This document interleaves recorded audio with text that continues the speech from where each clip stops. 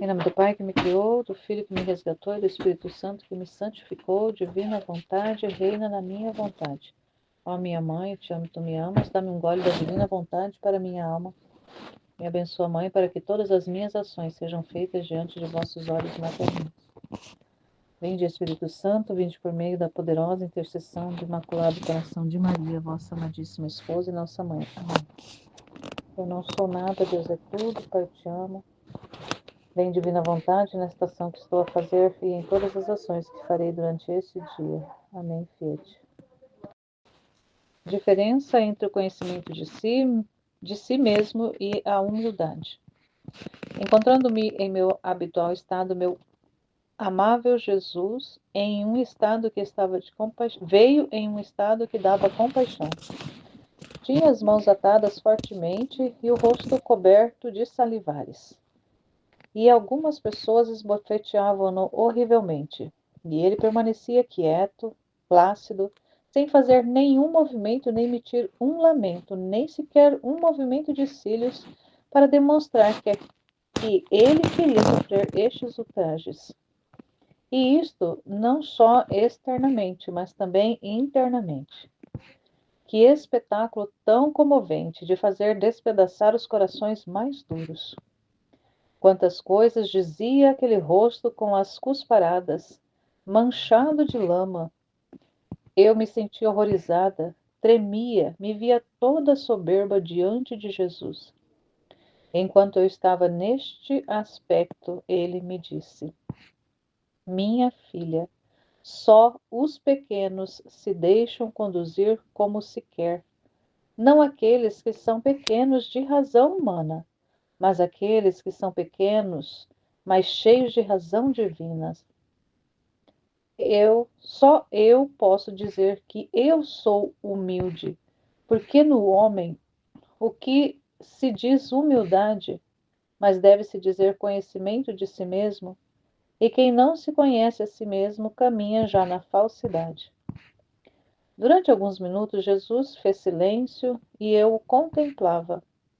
Enquanto fazia isso, vi uma mão que trazia uma luz, que, escavando em meu interior, nos mais íntimos esconderijos, queria ver se havia em mim o conhecimento de mim mesma e o amor às humilhações, às confusões e aos opróbrios.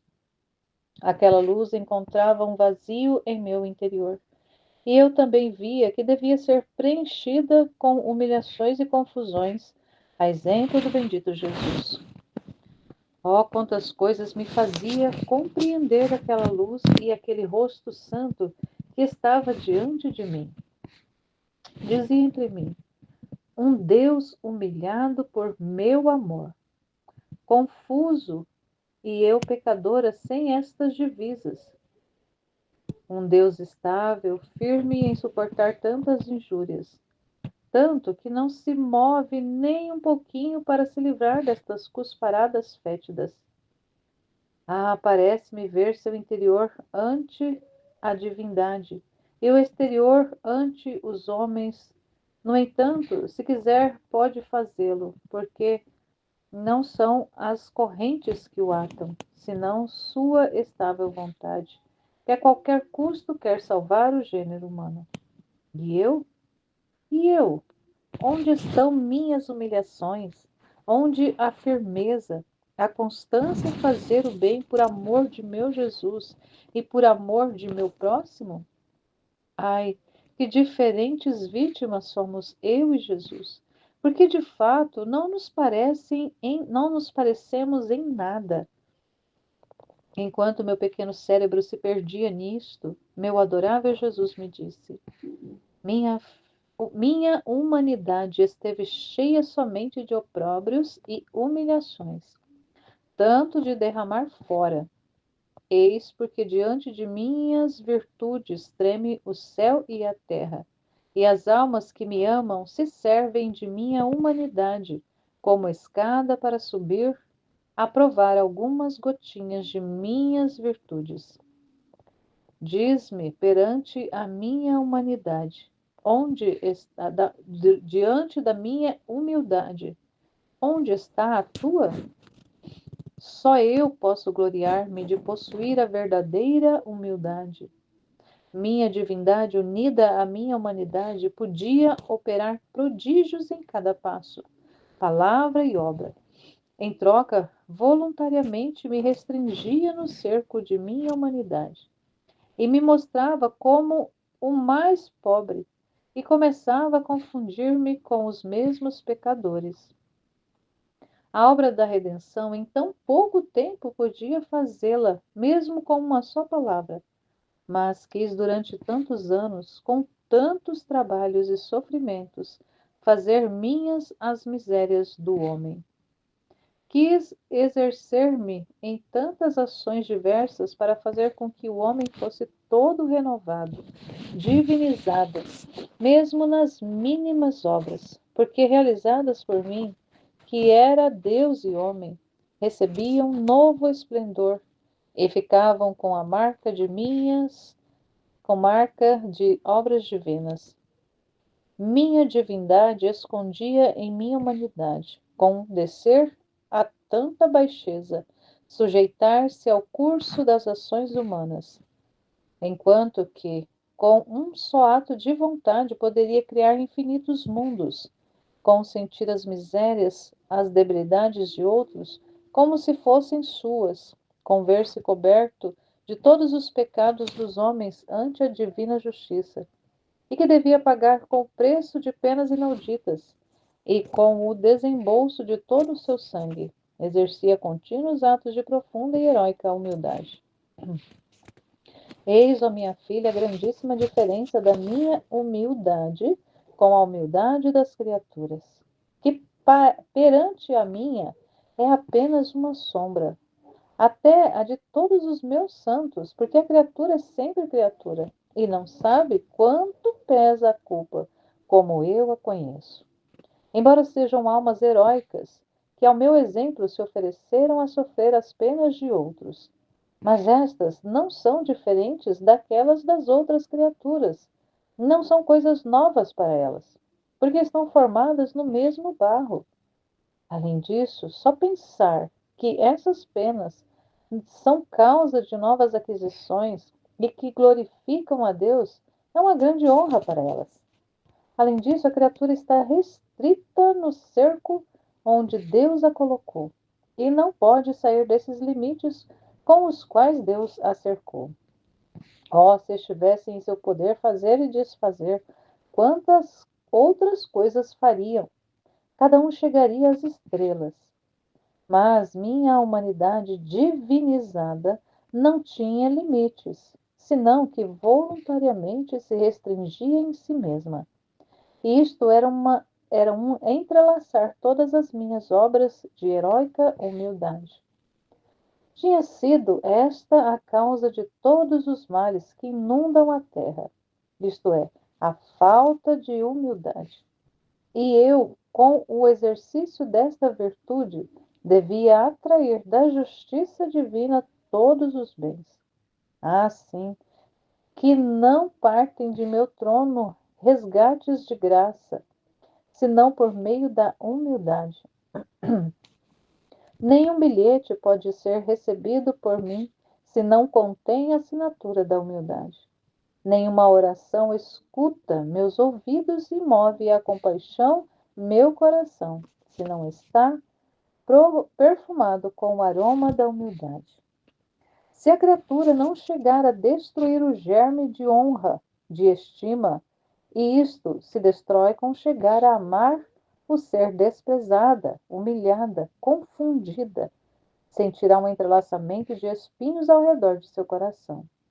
Perceberá um vazio em seu coração que lhe dará sempre incômodo e a tornará muito diferente de minha santíssima humanidade.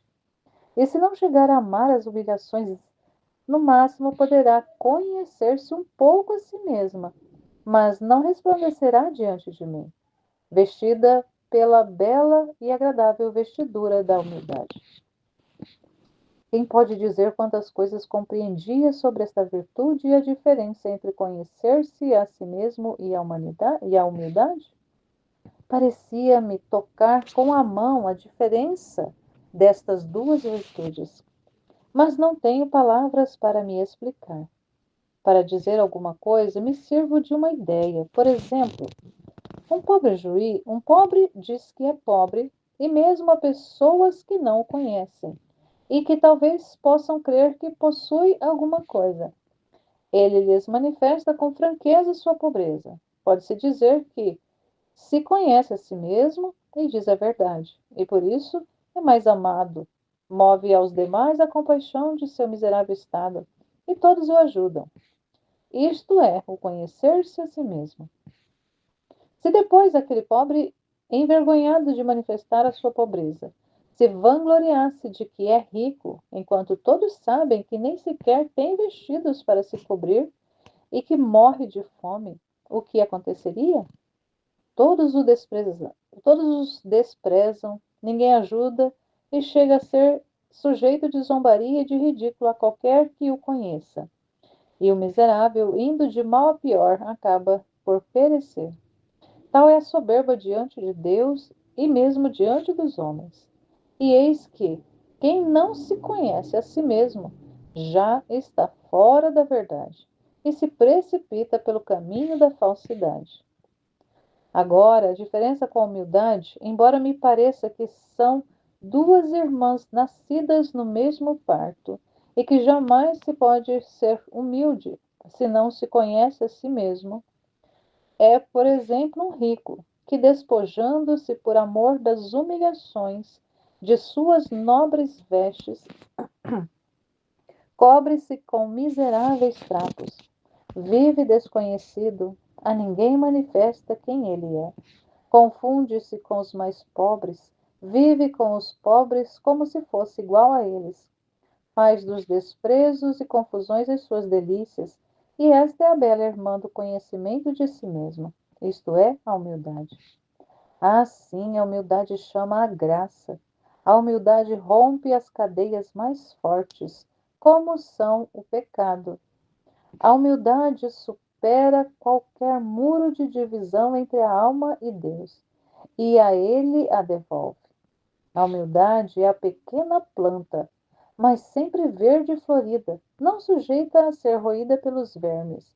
Nem os ventos, nem as granizadas, nem o calor poderão lhe fazer mal, nem machucar minimamente.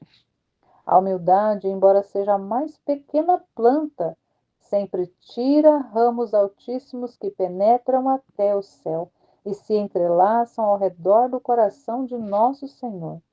E só os ramos que saem desta pequena planta têm livre a entrada nesse coração adorável. A humildade é a âncora da paz nas tempestades das ondas do mar desta vida. A humildade é sal que tempera todas as virtudes e preserva a alma da corrupção do pecado. A humildade é a erva que brota do caminho pisado pelos caminhantes, que enquanto é pisada desaparece, mas logo se vê surgir de novo mais bela do que antes. A humildade é como enxerto nobre que enobrece a planta silvestre. A humildade é o ocaso da culpa. A humildade é a recém-nascida da graça. A humildade é como lua que nos guia nas trevas da noite desta vida. A humildade é como aquele ganancioso negociante que sabe negociar bem suas riquezas e não esbanja nem sequer um centavo da graça que lhe vem dada. A humildade é a chave da porta do céu, assim que ninguém pode entrar nele se não tiver bem guardada esta chave. Finalmente, caso contrário, eu nunca iria terminar e alongar-me muito. Humildade é o sorriso de Deus e de todo o empírio, e o choro de todo o inferno. Nossa, é um trecho bastante extenso, dá praticamente 16 minutos de leitura, mas vale toda a pena, porque bem claro, vem clareando com muitos detalhes, com muitos elementos, e ainda a Luísa fala que ela ainda não escreve tudo, e claro que não vai conseguir escrever tudo, é muito, muito superior infinitamente superior do que aquilo que a gente possa compreender, entender, escrever, assimilar do que é revelado dessa realidade do conhecimento de si mesmo e da humildade, a diferença que existe. E, então, ela primeiro vai narrando aqui uma visão que ela tem de Jesus que estava dando compaixão de ver. Ele estava tendo as mãos atadas e o rosto coberto de cuspes, de salivas, e estava recebendo bofetões, estava sendo esbofeteado de forma horrível. E mesmo com tudo isso, ele permanecia quieto, plácido, não fazia nenhum movimento e nem emitia um respiro, um lamento, uma reclamação, uma contrariedade. Ele não fazia nem movimentar sequer os cílios, ele estava praticamente estático, parado. E tudo isso para quê? Para demonstrar que ele queria sofrer aqueles ultrajes.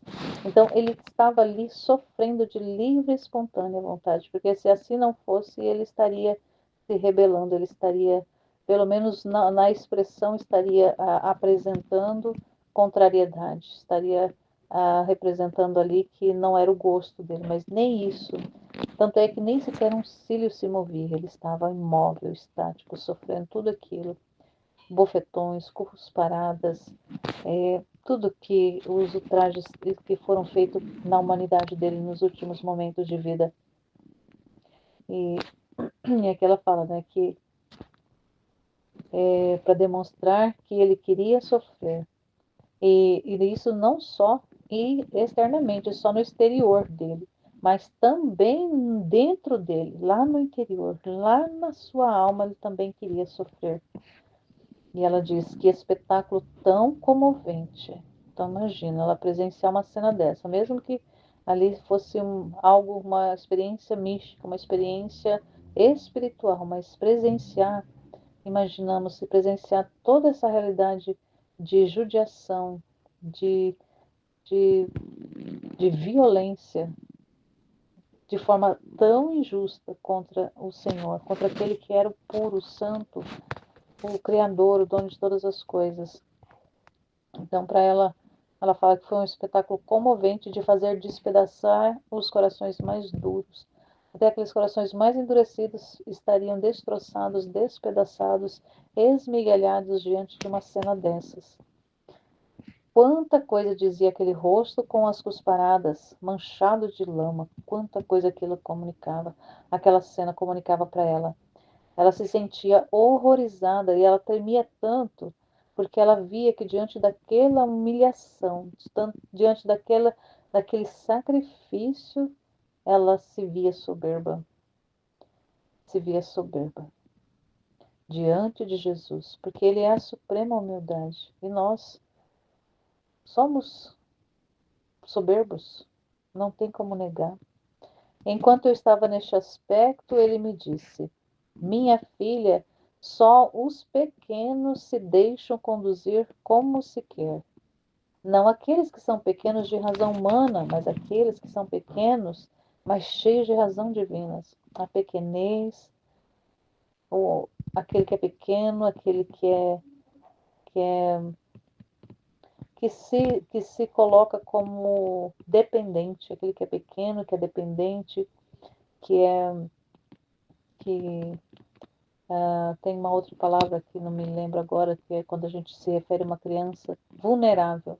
Só aquele que também é vulnerável, está no estado de vulnerabilidade, é que pode se deixar conduzir, porque sabe que não pode, sabe que não tem condições, sabe que por si não pode fazer nada. Então, nessas condições, se deixa conduzir.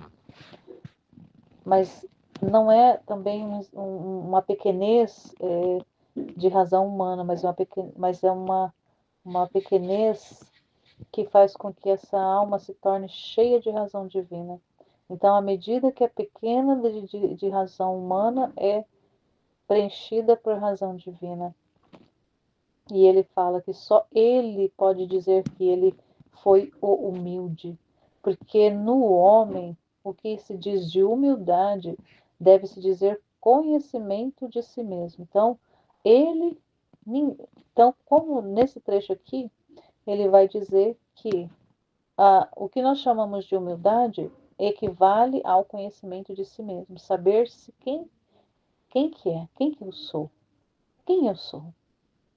Então, se eu conheço quem eu sou, eu vou saber de verdade que eu não sou nada, que eu sou totalmente dependente, que eu por mim mesmo não sou capaz sequer de respirar, que eu necessito, que eu preciso de Deus para tudo, absolutamente para tudo. Não tenho condições de nada por mim mesmo. Então, essa realidade, esse conhecimento faz com que isso possa se equivaler à condição de humildade. Então, no homem não se diria humildade, mas conhecimento de si próprio. Agora, ele sim, ele foi o humilde. Ele fala que só ele pode dizer que ele foi humilde, porque ele era aquele que tinha tudo. Jesus habitava no seio da Santíssima Trindade, tinha tudo: poder, grandeza, sabedoria, majestade, glória, honra, tudo e mais um pouco se possa imaginar, ele tinha. Mas ele se esvaziou de todas essas condições, de todo o poder, se esvazia de tudo para se rebaixar, se abaixar, se tornar um de nós, se tornar um ser humano, que é um nada. Então, ele assume a condição do nada. Então, isso demonstra a humildade. Isso é que é humildade de verdade. É o que Jesus fez, é o que Jesus foi, o que ele viveu. E quem não se conhece a si mesmo caminha na falsidade. Então, conhecer-se a si mesmo é o que, que seria humildade para o homem. Então, para nós, ser humilde é conhecer-se a si mesmo. Isso é o que seria interpretado como humildade. Mas a humildade mesmo, com H maiúsculo, é só Jesus quem teve. Porque ele tinha tudo. E nós sempre fomos nada. Só é se dar conta disso. Então, se dar conta de que não é nada, é um gesto também de humildade, mas não chega nem aos pés da humildade de Jesus. Aí ela vai continuar aqui. Durante alguns minutos, Jesus fez silêncio e eu contemplava. Enquanto fazia isso, vi uma mão que trazia uma luz, que, escavando em meu interior, nos mais íntimos esconderijos, queria ver se havia em mim o conhecimento de mim mesma e o amor às humilhações, às confusões e aos opróbrios. Aquela luz encontrava um vazio em meu interior, e eu também via que devia ser preenchido com humilhações e confusões, a exemplo do bendito Jesus. Então, olha só, ela vê também ali essa visão de uma mão, como se fosse uma luz, uma mão ali, escavando dentro dela, percorrendo o interior dela, dentro dela ali no interior, na alma dela, buscando encontrar ali o vazio, procurando encontrar o vazio. E encontrando esse vazio, via que esse vazio devia ser preenchido com humilhações, com confusões, com opróbrios, assim como o próprio Jesus. Viver aquilo que ele viveu, experimentar aquilo que ele experimentou. E aí isso foi trazendo para ela uma compreensão que diante daquele rosto santo de Jesus que estava diante dela, ela compreendia essa luz que necessitava, faltava para ela ainda o amar sofrer, o amar passar pelas humilhações, o amar passar pelas confusões, amar essas realidades. E para ela estava faltando isso ainda. Aí ela começou a dizer para ela mesma: um Deus humilhado por amor meu, confuso, e eu pecadora sem estas divisas, ou seja, sem essas condecorações, sem essas realidades, sem essa, sem essa, sem isso. Então, a criatura sendo nada, o Criador sendo tudo, passou por essas realidades de humilhação, de confusão, e a criatura sendo pecadora não tem, não se deixa, não se submete a essas realidades de confusão, de humilhação. Sempre vai colocando obstáculos. Ah, comigo não, ah, não, desse jeito não, ah, não, assim não. Ah, até aqui beleza, mas mais do que isso não. Então vai colocando limites. Não é um vazio completo. Um Deus estável, firme em suportar tantas injúrias, tanto que não se move nem um pouquinho para se livrar dessas cusparadas fétidas. Quer dizer, um Deus ali, firme, sabendo o que ele estava fazendo, suportando tudo aquilo ali porque ele sabia o que ele estava fazendo. E ele amava estar passando por aquele processo. Parece-me ver seu interior ante Parece-me ver seu interior ante a divindade, o exterior ante os homens. No entanto, se quisesse, pode fazê-lo, porque não são as correntes que o atam. Ela percebia que não eram as correntes, não era aquilo que as pessoas estavam fazendo externamente em Jesus que fazia com que ele permanecesse daquele jeito submetido. Não era as pessoas, mas era o amor, era a própria divindade que estava ali também, em certo grau, sendo humilhada. A divindade, não só a humanidade de Jesus, mas até mesmo a divindade, porque a divindade se rebaixou na humanidade dele. Então a divindade estava ali sendo submetida, estava sendo pisoteada. Era a vontade dele que a qualquer custo queria salvar o gênero humano, queria nos salvar, que se permitiu passar por tudo isso. E ela pergunta: e eu? E eu? Onde estão as minhas humilhações?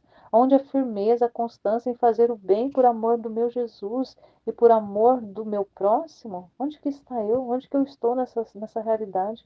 Conhecendo quem foi o Senhor, o que Ele fez, o que Ele se submeteu, o que Ele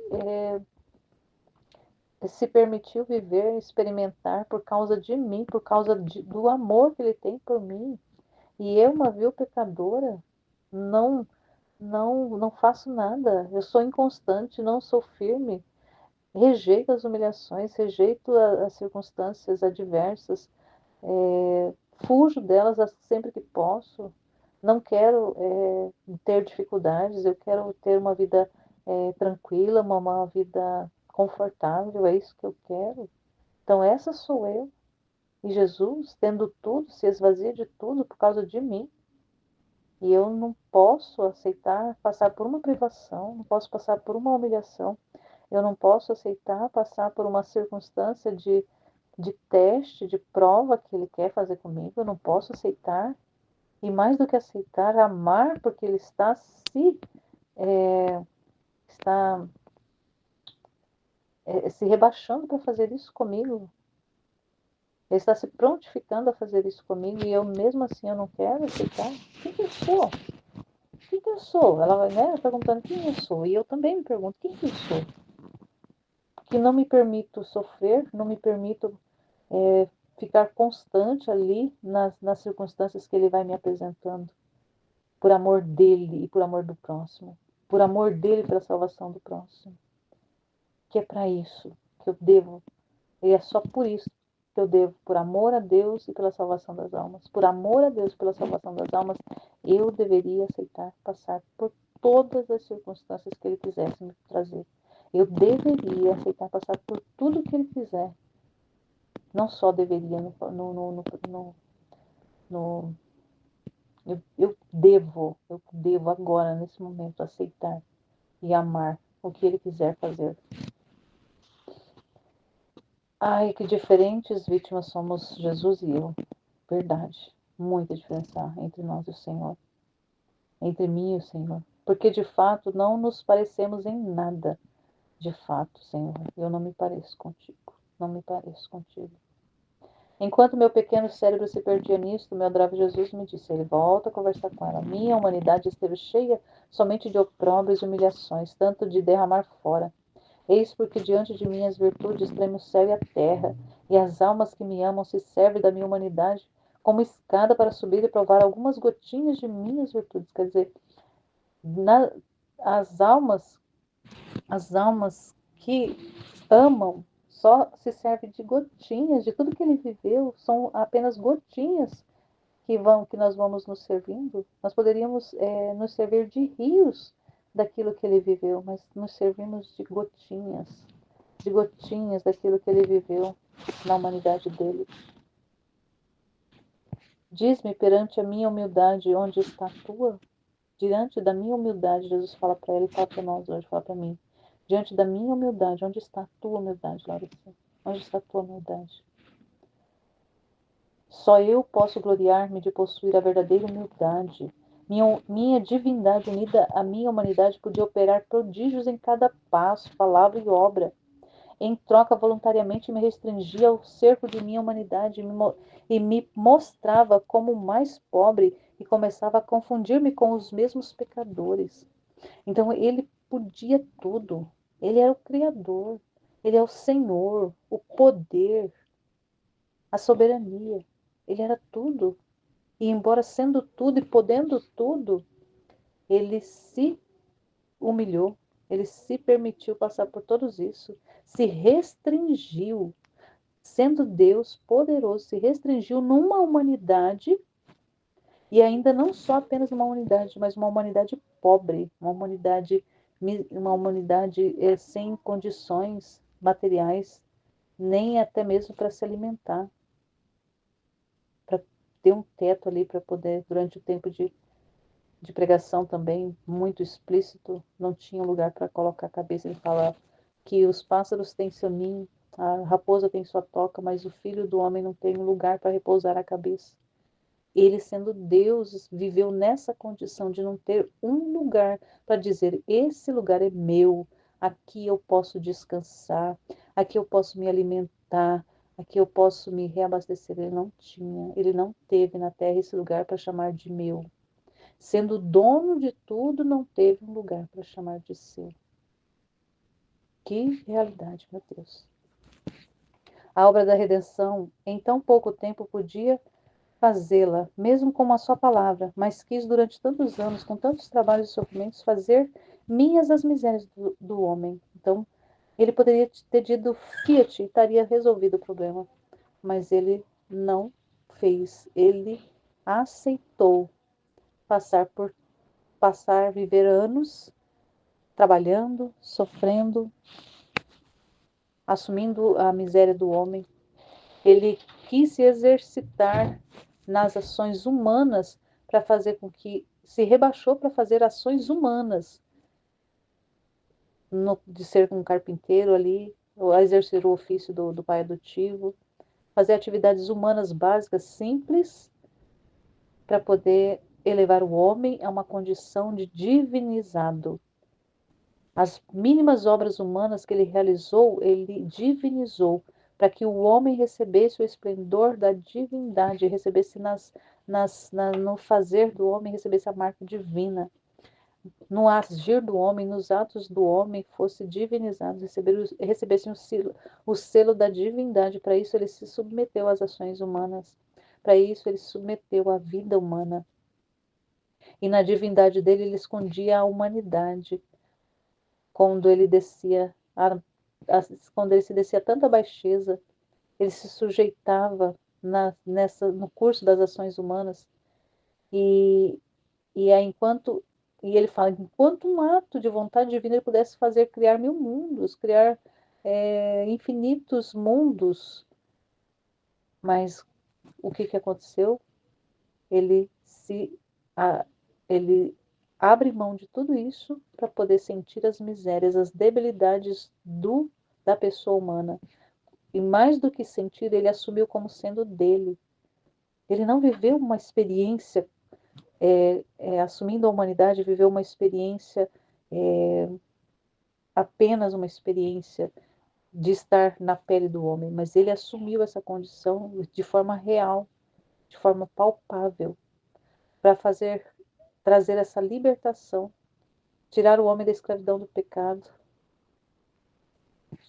reparar o homem diante da justiça divina, porque havia um preço a ser pago e para isso ele teria que passar por penas inauditas, mas ele pagou. Ele falou que ele fez o desembolso com todo o sangue dele, ele desembolsou. O pagamento foi o sangue dele, ele desembolsou o sangue para pagar, para comprar essa dívida e assumiu nele toda a realidade do pecado e da ofensa do homem. Ele assumiu de verdade. Ele estava ali na condição de pecador. Ele estava na condição de humilhado. Ele estava na condição de, de miserável. Ele estava na condição de bandido, na condição de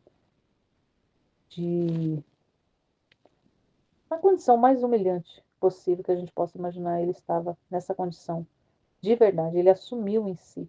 Não foi aparência, não foi suposição, não foi uma encenação, foi de verdade, ele assumiu de verdade. E tanto é que tem, acho que uma das passagens fala que a divindade, Deus mesmo assim, olhava para ele e tinha repugnância porque via nele o pecado. Ele estava, embora ele não tenha cometido, mas como ele assumiu o pecado da humanidade, o pecado estava nele. Então, como o pecado Deus rejeita o pecado, Deus não conseguia olhar para ele. O Pai não conseguia olhar para ele porque só via pecado nele. Imagina isso. Imagina isso. Eis, ó minha filha, a grandíssima diferença da minha humildade com a humildade das criaturas, que perante a mim é apenas uma sombra. A nossa humildade perante de Jesus é apenas uma sombra. E até a humildade de todos os santos não passa também disso, porque são criaturas. E os maiores santos não conhecem o peso da culpa como ele conhece. Ele fala. E embora sejam almas heróicas, que sofreram ao exemplo de Jesus, mas eles sofreram as penas, mesmo tendo sofrido ali penas dos outros, mas são semelhantes. Eram penas de outros iguais. E Jesus não era igual a nós. Jesus assumiu a nossa natureza, mas Jesus não era humano. Antes de assumir a natureza humana, ele era divino apenas. Ele era de Deus, ele era o Senhor apenas.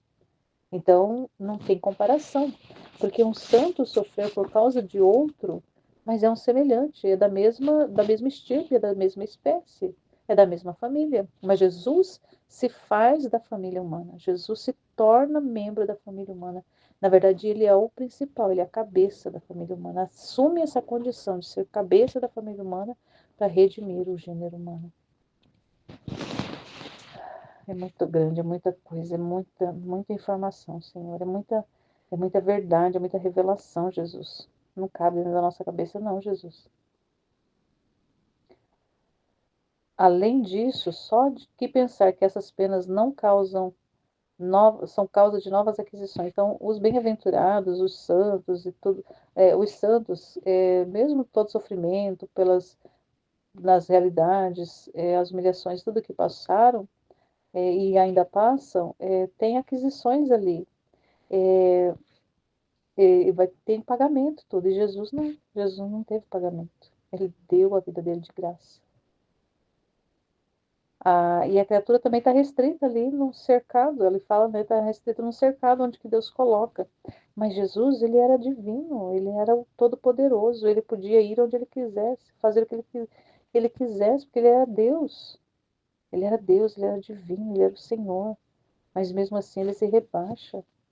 Ele se rebaixa assumindo a nossa condição de forma voluntária. De forma voluntária.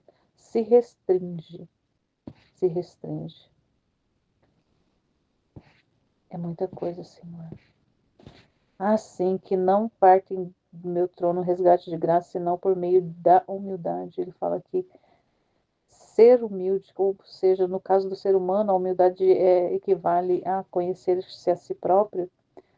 E conhecer o próprio nada, isso faz com que sejam resgatadas graças do trono de Deus. Nenhum bilhete pode ser recebido por mim se não contém a assinatura da humildade. Se a criatura não se reconhece como ela de verdade é, não recebe ali o passaporte. Ele vai falando tanta coisa aqui, ó. Se não contém a assinatura da humildade, nenhuma oração escuta meus ouvidos. As orações que chegam ao ouvido de Deus são as orações feitas com humildade, com pleno conhecimento do nada que a criatura é. E aí, dessa forma, vai mover a compaixão, o coração de Deus. Se não está perfumado com o aroma da humildade, não vai mover o coração de Deus. Se a criatura não chegar a destruir o germe de honra e de estima própria, se não fazer isso, de chegar a amar ser desprezado, humilhado, meu Deus. Senhor, dá-nos a graça, Senhor. Porque muitas vezes a gente passa por humilhações, por opróbrios, mas por dentro a gente fica lá se contorcendo, fica lá remoendo. Mas chegar ao ponto de falar, nossa, que que humilhação que eu passei. Isso é maravilhoso, porque eu posso ofertar posso ofertar para o Senhor. Ah, Senhor, por amor a Ti, Senhor, eu passei por isso. Oh, glória a Deus. Imagina nós chegar a esse ponto e falar, glória a Deus que eu estou sofrendo, glória a Deus que eu estou sendo humilhada, glória a Deus que eu estou passando por essa privação. Meu Deus, chega a isso, ó Senhor, dá-nos essa graça, Senhor. Dá-nos essa graça, Senhor, de falar isso. Glória a Deus por essa humilhação. Glória a Deus por essa privação. Ah, Jesus, ajuda nós, Senhor. Sentiria um entrelaçamento de espinhos ao redor do seu coração. Perceberia um vazio em seu coração que lhe daria sempre incômodo e a tornaria muito diferente da minha santíssima humanidade. E se não chegar a amar as humilhações, no máximo poderá conhecer um pouco de si mesmo. Então, esse conhecer-se a si, se conhecer plenamente, vai amar a humilhação. Agora, se conhecer em parte, vai aceitar, mas não vai amar. Vai se resignar. É aquela realidade da resignação. Ah, se é Deus que está enviando, então, beleza, eu aceito. Fiat, amém. Beleza, Jesus, eu aceito. Mas chegar a amar uma elevação, é uma subida, nossa, é muito mais do que se resignar. Tem que amar tudo que o Senhor vai dispondo. E ela foi entendendo muita coisa, meu Deus, muita coisa. Que ela nem poderia dizer tanta coisa que ela entendeu, mas ela vai escrevendo alguma coisa. Parecia que essa humildade, parecia me tocar com a mão a diferença entre essas duas virtudes, de tanta coisa que ela compreendeu, mas ela não tinha palavras para explicar. Então ela foi dizendo algumas coisas. Então ela deu o exemplo lá do pobre, que é pobre, sabe que é pobre e não se nega pobre. Ele é pobre, ele se aceita como pobre e se apresenta como pobre. E assim as pessoas, por saber que aquela pessoa é sincera, verdadeira, ela sabe a condição de pobreza, de limitação que ela tem, isso faz com que as pessoas se movam à compaixão. Mas se aquele pobre, ele resolve pensar, não, eu não quero ser pobre, eu vou falar que eu sou rico, que eu sou poderoso, que eu tenho isso, tenho aquilo. Aí eu lembrei da cena com Judas lá, quando eles foram, numa das cenas, né, quando ele estava com Jesus e João e mais um outro apóstolo lá, que eles foram visitar as ruínas lá em Belém, e aí, por causa dos belemitas lá querendo agredi-los, e primeiramente ele pede para se passar. Ele faz ali um teatro se passando por gente importante quando chega lá na estrebaria, como sendo um judeu vindo de outro lugar, vindo do Oriente, e que era rico e tudo mais, mentindo ali. Então, ele querendo passar uma impressão daquilo que ele não era. Então, é esse pobre que é pobre, mas não quer ser pobre. É aquele pobre que não se assume como pobre, né? Não tem onde, aquela expressão, não tem onde cair morto, mas tem um rei na barriga. É aquele que não tem onde cair morto, mas tem um rei na barriga. Então, meu Deus, coitado esse coitado, não se conhece e aí vai ser envergonhado, porque todos sabem quem ele é de verdade. Então, esse não é aquela realidade, não é humilde, coisa nenhuma, é totalmente soberbo. Ao contrário da humildade, é soberba. É esse que se diz ser uma coisa que não é soberbo. Agora, aquele outro rico, que é rico, mas ele se despoja de toda a sua riqueza, de todo o seu poder, e para ser como aqueles que são menos, e para conviver com aqueles que são menos, esse realmente é humilde, porque ele não usurpa da sua condição de poder, de riqueza, mas ele se faz um com os outros que estão abaixo. E assim foi o Senhor.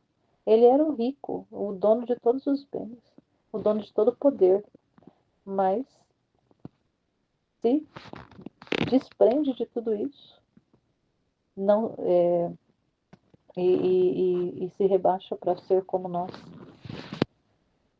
Deus e mesmo diante dos homens, tá? Então ela vai falando. Então agora a diferença com a humildade. Embora me pareça que são duas irmãs nascidas do mesmo parto e que jamais se pode ser humilde se não se conhece a si mesmo. E por exemplo, então ele vai falar aqui, ele vai falar do rico. Beleza, então falando do rico, esse um trecho é muito longo, meu Deus do céu. A humildade, embora seja a mais pequena planta, sempre tira ramos altíssimos que penetram até o céu e se entrelaçam ao redor do coração do nosso Senhor. e só os ramos que saem desta pequena planta têm a livre entrada neste coração adorável.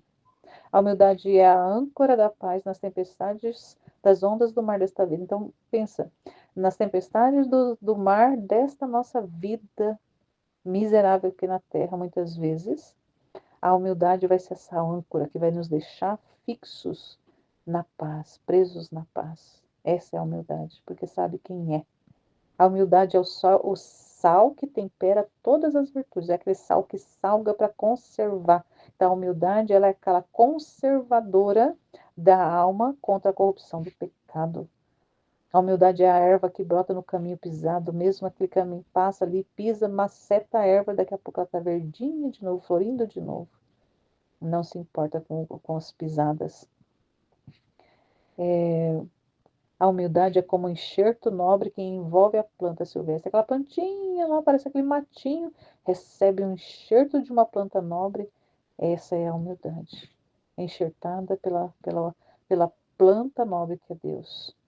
A humildade é o ocaso da culpa.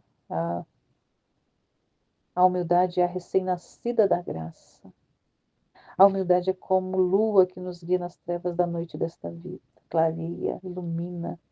A humildade é como aquele ganancioso negociante que sabe negociar bem suas riquezas e não esbanja nem sequer um centavo da graça que lhe vem dada. Se serve de tudo. A humildade se serve de tudo. Não desperdiça nada, não desperdiça tempo, não desperdiça oportunidade. A humildade é a chave da porta do céu, aquela que abre a porta do céu. Aí eu me lembrava, quando eu estava lendo esse pedaço, que na Bíblia tem uma passagem que eu não me recordo agora e não fui pesquisar, onde fala que Deus resiste aos soberbos, mas se abre todo, se move por causa do humilde. Deus se abaixa por causa do humilde, mas ele se fecha, ele se retira do soberbo. Então, essa chave da porta para o céu é a humildade. Assim que ninguém pode entrar se não tiver guardado essa chave. Então, no céu não entra um soberbo. É só a pessoa que chegou ao conhecimento do nada é que pode entrar no céu. E reconhece que é nada que necessita de Deus. Finalmente, caso contrário, eu nunca iria terminar. E é verdade, meu Deus, já aqui o tempo está passando e teria tanta coisa ainda para extrair, para meditar a respeito disso. A humildade é o sorriso de Deus, de todo empírico, e o choro de todo inferno. Então, resumidamente, a humildade é o sorriso de Deus e o choro do inferno. Então, com essas palavras da Luísa, eu fecho essa meditação de hoje. Amém, Fiat.